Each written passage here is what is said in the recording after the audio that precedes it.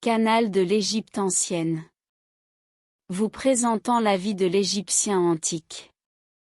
Les rois les plus importants des pharaons. Les temples les plus célèbres. Les batailles militaires les plus célèbres. Avec nous, vous vivrez la vie d'un ancien Égyptien.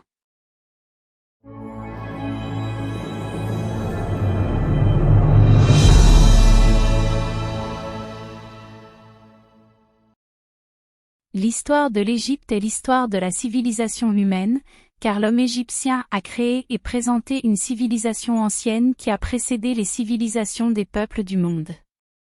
Civilisation pionnière dans ses innovations, ses bâtiments et ses arts, elle a étonné le monde et les érudits par sa pensée et sa science.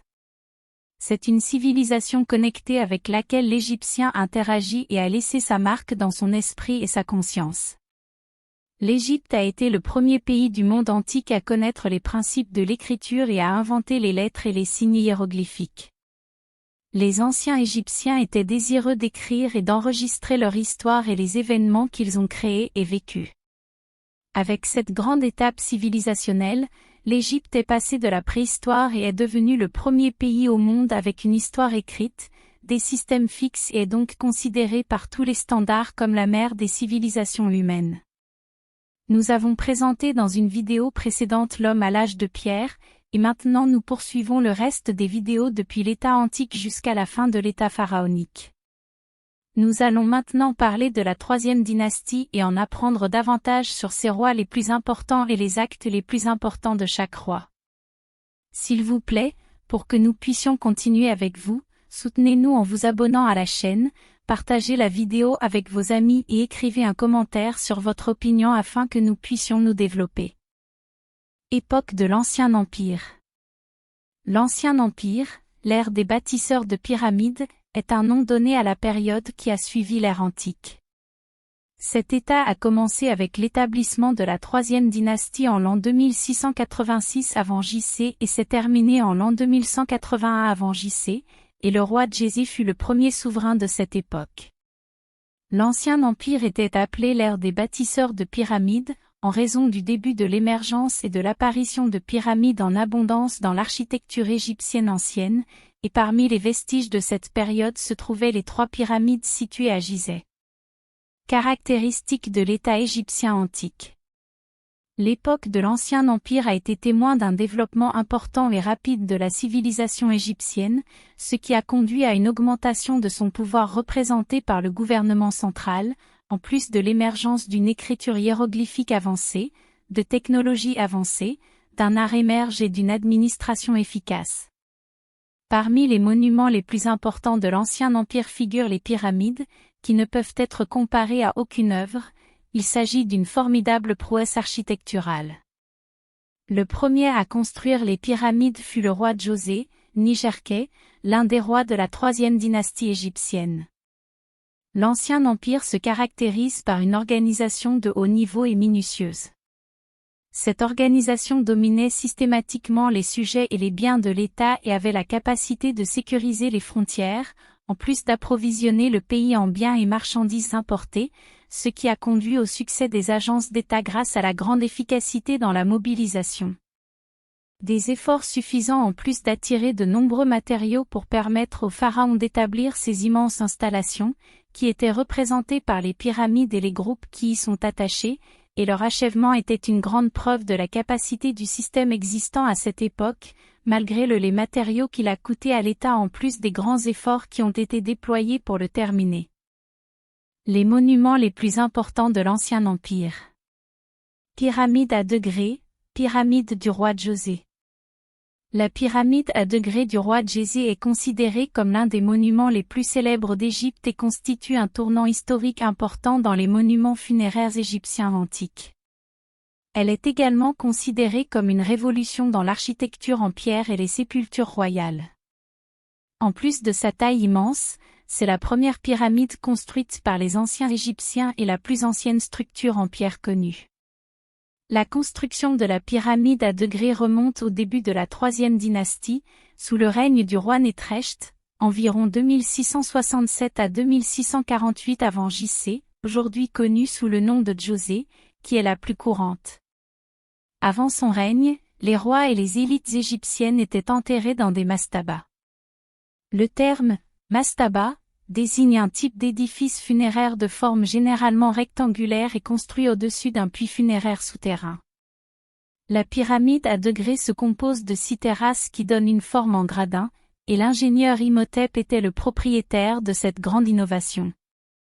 À une extrémité du groupe pyramidal se trouve un bâtiment connu sous le nom de cimetière du Sud, qui est considéré comme un tombeau symbolique du roi Djéser et pourrait avoir reflété son rôle de roi de Haute et de Basse-Égypte. Le groupe pyramidal contient certains éléments distinctifs.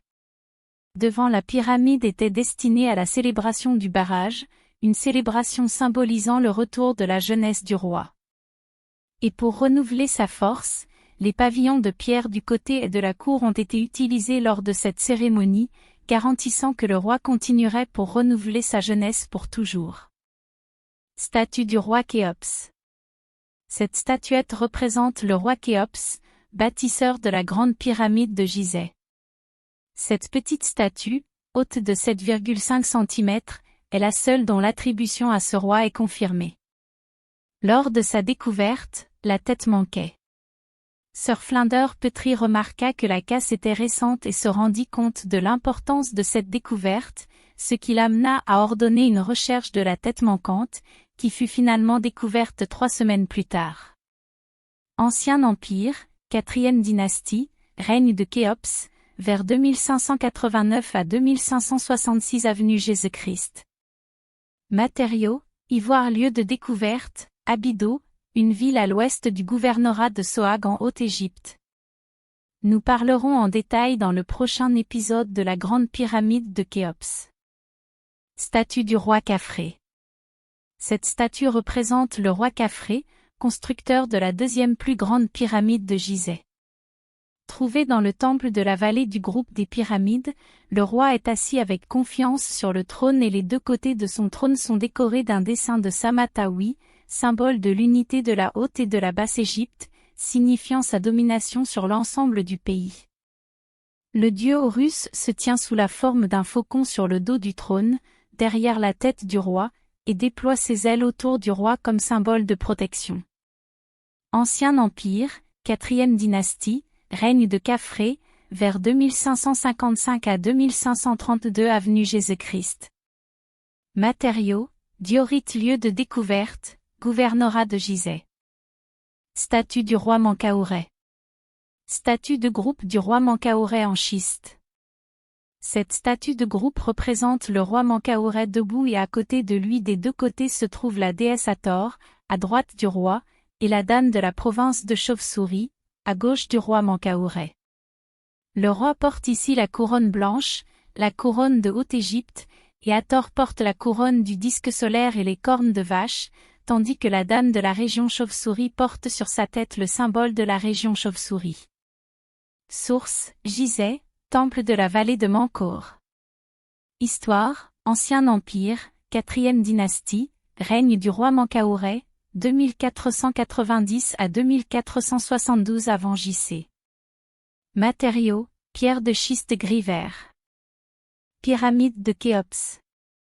La Grande Pyramide, ou connue sous le nom de pyramide du roi Khéops, vers 2589 à 2566 avenue Jésus-Christ, avec sa hauteur initiale de 146,5 mètres, fut le bâtiment le plus haut du monde pendant 3800 ans et constitue toujours l'une des 7 merveilles du monde. Monde antique qui subsiste à ce jour. Il a fallu entre 10 et 20 ans pour construire la pyramide. Même aujourd'hui, nous n'avons aucune information confirmée sur la façon dont la Grande Pyramide a été construite. La Grande Pyramide a été construite à partir de calcaire local, alors que dans l'Antiquité, elle était entièrement recouverte d'un revêtement en calcaire de haute qualité. Les pierres de revêtement étaient amenées des carrières de Tura par des bateaux qui atteignaient la pyramide. L'intérieur de la pyramide comprend 3 chambres funéraires, dont l'une est creusée dans la roche inférieure. Et 2 d'entre eux se trouvent en hauteur à l'intérieur du bâtiment lui-même, ce qui est unique à la pyramide de Khéops et qu'aucune autre pyramide ne possède. Le visiteur peut voir le cercueil dans lequel reposait le roi Khéops dans la chambre haute connue sous le nom de chambre du roi, accessible par un couloir au majestueux toit à étages, considéré comme un chef-d'œuvre de l'architecture ancienne. 2 grands bateaux démontés ont été découverts à l'intérieur des trous du côté sud de la Grande Pyramide.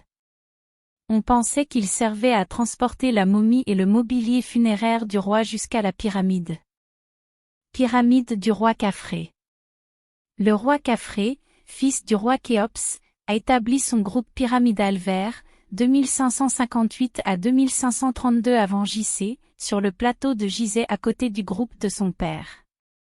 Sa pyramide semble plus haute que la pyramide de Khéops car elle est sur une colline plus haute, bien qu'en réalité elle soit plus basse. En hauteur, puisqu'il mesure environ 143,5 mètres, le noyau de la pyramide est constitué de blocs de calcaire local, et le sommet de la pyramide conserve encore son revêtement d'origine en calcaire luxueux, qui dans les temps anciens recouvrait toute la pyramide. Les Égyptiens la portaient des carrières de Torah en utilisant des bateaux amarrés. Près de la pyramide. Le temple funéraire de Khafré, situé au pied de sa pyramide, et son temple de la vallée, à l'avant de la route ascendante, étaient les plus grands parmi les temples de tout autre groupe pyramidal, et ils sont les mieux conservés parmi les temples de l'Ancien Empire. Il y a un autre développement architectural qui s'est produit sous le règne de Khafré, qui est la complexité de la conception de ces temples, car les éléments qui composent son temple funéraire sont devenus le nouveau standard qui a été suivi dans l'Ancien Empire après lui, tandis que le groupe de Khafré était unique en ce sens qu'il y avait une immense statue à côté du temple de la vallée qui n'avait jamais été vue auparavant, qui était la statue du Sphinx. Quant au temple de la vallée, il est constitué d'immenses blocs de calcaire recouverts de granit, tandis que les sols sont recouverts d'albâtre, et sa vaste cour comprend des colonnes de granit homogènes. Les niches creusées dans les murs de la place étaient disposées symétriquement le long des murs pour contenir des statues du roi, dont certaines sont actuellement exposées au musée égyptien de Tahrir, parmi lesquelles la célèbre statue de Khafré en granit avec le faucon Horus debout derrière sa tête. Cette statue est considérée comme l'un des chefs-d'œuvre de l'art égyptien antique. Pyramide de Menkaouré. La 3e pyramide du plateau de Gizeh a été construite par le roi Menkaure, vers 2532 à 2503 avant JC, fils de Khafré et petit-fils de Khéops. Avec la petite superficie de la base de la pyramide, la hauteur de la pyramide d'origine était de 65 mètres, faisant de la pyramide de Menkaure la plus petite. Cette petite taille était due à plusieurs facteurs, notamment la petite superficie restant sur le plateau de Gizeh et les matériaux utilisés dans l'enveloppe extérieure de la pyramide de Menkaure, car ses prédécesseurs utilisaient du calcaire pour recouvrir leur pyramide, tandis que Menkaure utilisait du granit apporté d'Aswan, à plus de 800 km de Gizeh. Ce matériau était beaucoup plus difficile à expédier et à transporter que le calcaire. Cependant, seul le quart inférieur de la pyramide est recouvert de granit, tandis que le reste de la pyramide est recouvert de calcaire. Tout comme à côté de la grande pyramide, 3 pyramides plus petites peuvent être vues à côté de la pyramide de Menkaouré, les pyramides qui servaient à enterrer les reines de son temps. Cependant, sa pyramide n'a pas été découverte, mais on pense que la plus grande pyramide des 3 reines était le harem. Menkaouré est mort avant d'avoir terminé la construction de son groupe pyramidal, car de nombreux blocs du revêtement de granit de la pyramide n'avaient pas été polis. Le temple mortuaire et le temple privé de la vallée étaient censés être constitués d'énormes blocs de calcaire recouverts de granit, mais ils ont en réalité été construits en briques de terre crue. Malgré la faiblesse de ces possibilités, le respect de Menkaouré s'est poursuivi pendant encore 300 ans après sa mort. Pyramide du roi Téti. Téti, vers 2345 à 2323 avant JC, le premier souverain de la 6e dynastie, a construit son complexe pyramidal près de la pyramide à degrés de Djosé, vers 267 à 2648 avant JC, à Saqqara, qui mesurait 52,5 mètres de haut une fois achevée. Même si elle était à l'origine recouverte de blocs de calcaire fin, son noyau était constitué de petits blocs de calcaire local et de gravier, ce qui rendait la pyramide incapable de conserver sa forme lorsque le revêtement était retiré dans l'Antiquité. Monticule d'aujourd'hui, cependant, la structure interne est intacte. On y entre par un couloir descendant qui mène à un couloir horizontal menant à une pièce de devant. À gauche, il y a 3 chambres pour stocker les outils funéraires, mais celles-ci ont été trouvées vides à la suite du pillage de la pyramide dans les temps anciens. À droite, du côté ouest, se trouve la chambre funéraire dont le plafond est décoré d'étoiles dorées sur un fond bleu foncé, qui reflète l'idée égyptienne antique du tombeau comme microcosme de l'univers. L'extrémité du couloir, ainsi que la chambre avant et la chambre funéraire, étaient décorées de textes pyramidaux. Il s'agit d'un ensemble de rituels et de récitations visant à assurer l'arrivée du roi en toute sécurité dans l'au-delà.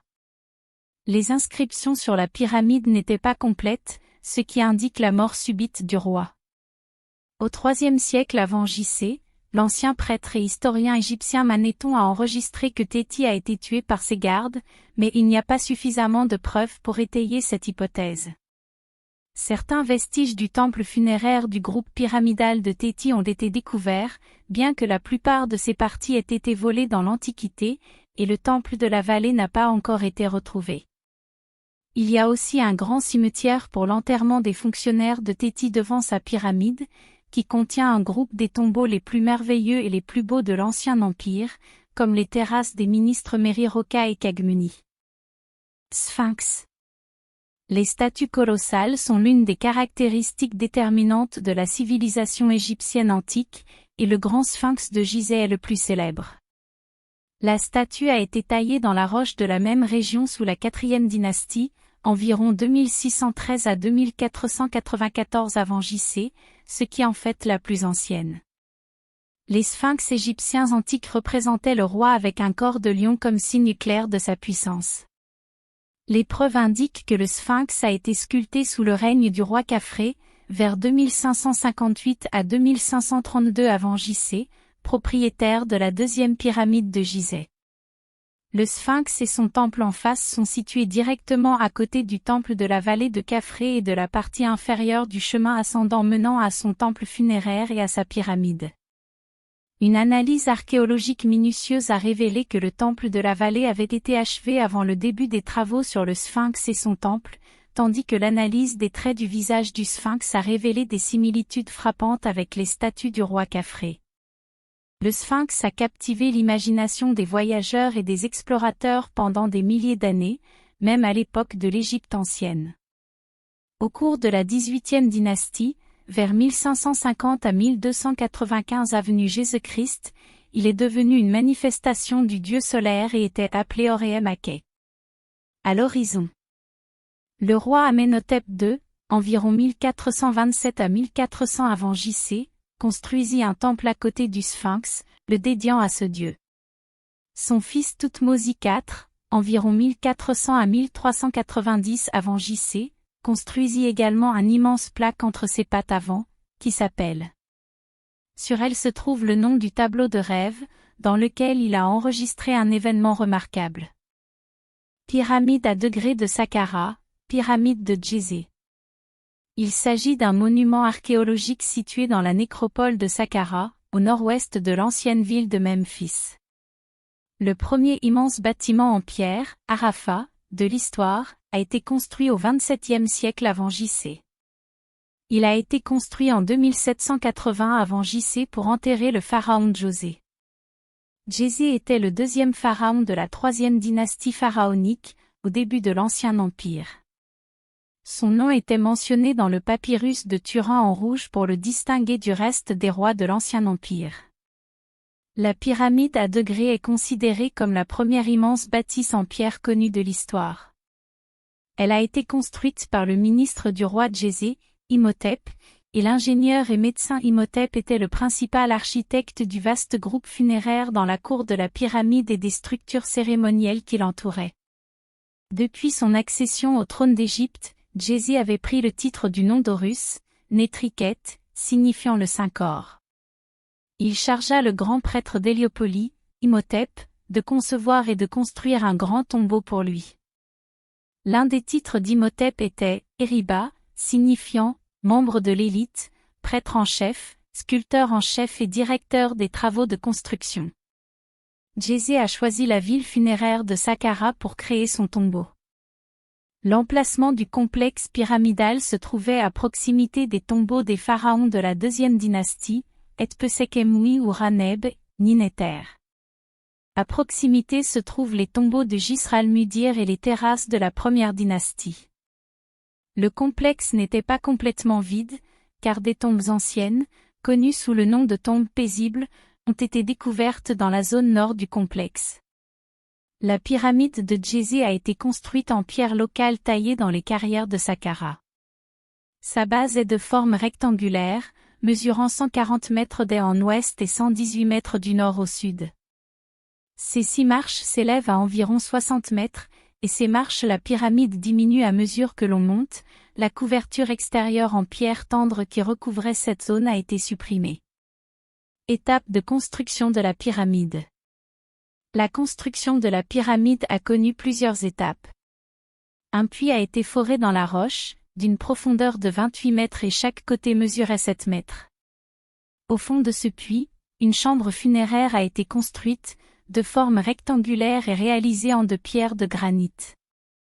Autour de la chambre funéraire, 4 couloirs ont été creusés, reliés par un groupe de passages en dessous. La surface du sol pour placer le mobilier et les ustensiles funéraires qui ont été enterrés avec le roi. Un tunnel d'environ 20 mètres de long a été creusé vers le nord, de sorte que l'entrée du tunnel se trouvait à l'extérieur du bâtiment du mastaba.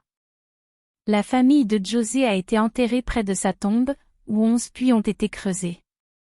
Il voulait entrer dans ces tombes à l'intérieur des limites de son cimetière. Il construisit donc le mastaba original du côté qui recouvrait les tombeaux, et lorsqu'ils voulurent construire d'autres terrasses pour la pyramide, ils l'ajoutèrent au côté nord jusqu'à ce qu'ils rencontrent le premier tunnel de la chambre funéraire. L'autorité a ouvert une entrée du côté sud de la pyramide en plus de l'entrée nord. Décrivez la pyramide à degrés. La première pyramide égyptienne était composée de 6 terrasses construites les unes sur les autres, ce qui représente un développement considérable dans la conception des tombes de cette époque, qui suffisait pour un mât. La hauteur de la pyramide à degrés de Djéser est de 62 mètres, 203 mètres. Pieds, d'une superficie de base de 109 mètres x 125 mètres, 358 pieds x 410 pieds, et était recouvert de calcaire blanc poli. La pyramide à degrés est considérée comme la première structure en pierre de son époque, bien que la cour connue sous le nom de Gisral-Mudir semble avoir précédé la construction de la pyramide. Elle a été construite avec 330 400 mètres cubes de pierre et d'argile. La pyramide contient également des tunnels en dessous, formant un labyrinthe d'environ 5,5 km de long. La famille de Djéser fut enterrée près de son tombeau, où 11 puits étaient creusés. Il voulut inclure ces tombeaux dans les limites de son cimetière, c'est pourquoi il construisit le mastaba original sur le côté qui recouvrait ces tombeaux. Lorsqu'ils voulurent construire d'autres terrasses pour le pyramide, ils ont ajouté au côté nord jusqu'à ce qu'ils rencontrent le premier tunnel de la chambre funéraire. L'autorité des Antiquités a ouvert une entrée du côté sud de la pyramide en plus de l'entrée nord. Cette pyramide était le tombeau de Djéser, et il y a un cercueil en albâtre dans l'un des couloirs de la pyramide. Quant à la momie du roi, certaines parties ont été retrouvées. Dans la zone des couloirs, plus de 30 000 vases ont été trouvés, dont la plupart étaient en albâtre et en diorite, sur lesquels étaient gravés les noms des ancêtres du roi Djosé. Le grand fossé. La largeur de la tranchée atteint 40 mètres et sa longueur atteint 750 mètres. Le mur, la pyramide est entourée d'un mur qui atteint une longueur de 1645 mètres. Le cimetière sud, ce cimetière c'est encore l'un des mystères qui ont déconcerté les scientifiques. Temple mortuaire. Il y a un temple sur le côté nord de la pyramide contenant une statue du roi, et cette statue est entourée d'une structure en pierre. Il est petit, connu sous le nom de sous-sol, et se caractérise par le fait que ses yeux flottent à travers un trou, en plus de la présence d'un autel à côté de la pyramide et de nombreuses pierres identifiées comme s'il s'agissait de bornes de démarcation. Au bas de la pyramide se trouvent également plusieurs pièces dont les murs étaient décorés de morceaux de faïence bleue, dont la forme s'apparente à des nattes tressées. Dans l'une de ces pièces, j'ai trouvé les restes de 3 panneaux décorés, chacun surmonté par un arc en arc des bâtiments, reposant sur le signe, Djed, le signe de l'éternité. J'ai également retrouvé plusieurs blocs décoratifs jetés à l'intérieur de la pièce. Après étude de ces blocs, il est apparu qu'ils dépassent ce qui était nécessaire pour les 3 panneaux existants. Il devait y avoir un 4e panneau qui n'a pas été mis à sa place en raison de l'arrêt des travaux sur la pièce à la mort du roi. Les spécialistes ont assemblé et installé ce panneau décoratif puis l'ont exposé au musée égyptien pour que les visiteurs puissent le voir, en raison de la difficulté d'entrer dans ces pièces situées au bas de la pyramide et près du côté sud de la pyramide. Tombeau du roi Djézé. Le cimetière sud de la collection du roi Djézé dans les régions de Saqqara et de Dachur à Gizeh, en Égypte fait histoire de la construction des tombeaux pharaoniques antiques les plus importants de la civilisation égyptienne antique, horaires de visite, prix des billets d'entrée et bien plus encore pour commencer votre visite touristique en Égypte. Le cimetière sud du groupe Djézé est situé dans le coin sud-ouest du groupe archéologique appartenant au roi Djézé. Il est également considéré comme le plus ancien édifice en pierre connu du monde antique, que ce soit depuis le début de l'Ancien Empire jusqu'à la 3e dynastie. Le fonctionnaire anglais qui avait découvert ce bâtiment archéologique était Cecil Malaby Ferry, et cela s'est produit en 1928 après J.C. C'est aussi lui qui lui a donné ce nom sous lequel ces cimetières du Sud sont encore connus aujourd'hui. L'aspect extérieur du cimetière. Ce cimetière sud de Saqqara est constitué d'une partie supérieure qui se présente sous la forme d'un bâtiment en pierre de forme rectangulaire. Les murs étaient également décorés d'un groupe d'épaulements en pierre disposés en forme d'entrée et de sortie, surmontés d'une frise ornée en réalité d'un certain nombre de serpents de type cobra, qui symbolisaient à la fois la protection et l'autorité. Quant à la partie basse qui compose ce cimetière, elle est en réalité constituée de l'entrée, qui débouche sur un couloir légèrement en pente et aboutit finalement à la chambre funéraire. Ces trous étaient situés au fond de l'immense puits, dont la longueur latérale était d'environ 7,5 mètres et sa profondeur était d'environ 31 mètres. Cette chambre funéraire ne contient également qu'un immense cercueil composé d'environ 16 blocs de granit rose, mesurant environ 3,60 mètres de haut et environ 3,50 mètres de large et de long. Les magnifiques décorations et inscriptions trouvées dans le cimetière sud. L'un des éléments architecturaux et décoratifs les plus importants qui caractérisent le cimetière sud est peut-être la présence d'un certain nombre de ses couloirs inférieurs, dont l'un contient 3 portes, dont de fausses portes. Chacune de ces portes porte également une inscription et un défi à roi Djosé, et cette inscription est pour une célébration spéciale. Il s'agissait à cette époque d'un jubilé royal au cours duquel le grand roi était célébré sur son trône, renouvelant ainsi sa jeunesse et déterminant sa légitimité à assumer le pouvoir. Ces scènes ou gravures représentent le grand roi Djézé portant effectivement sa fausse barbe. Puis il porte la couronne blanche qui appartient à la Haute-Égypte. Les murs des couloirs sont recouverts d'un grand et merveilleux nombre ou groupe de carreaux qui appartiennent à la faïence ou à ce qu'on appelle faïence bleue, qui sont similaires à ceux qui couvrent réellement les couloirs inférieurs qui existent sous la pyramide à degrés. Il y avait beaucoup d'opinions sur ce tombeau et sa fonction première, car on pensait en fait qu'il pourrait s'agir d'un caveau appartenant à l'une des principales épouses de ce roi. Ou bien il est retenu qu'il a été désigné comme permis de conserver tous les organes internes du roi, tels que les poumons, l'estomac, les intestins entiers et le foie, après avoir terminé sa momification. Si vous aimez la chaîne, merci de nous soutenir en vous abonnant à la chaîne, en participant, en aimant et en partageant la chaîne avec vos amis afin que nous puissions poursuivre cet effort. Dans la prochaine vidéo, nous continuerons à parler de l'État ancien. Rendez-vous dans le prochain épisode.